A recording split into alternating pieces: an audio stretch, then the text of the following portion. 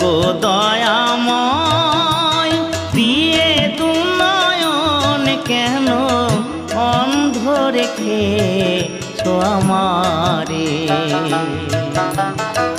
তুমি যে বিশ্বময় বিরাজ করো দয়াময়, তবু আমি এমন অভাগা পাই না দেখিতে তোমারে।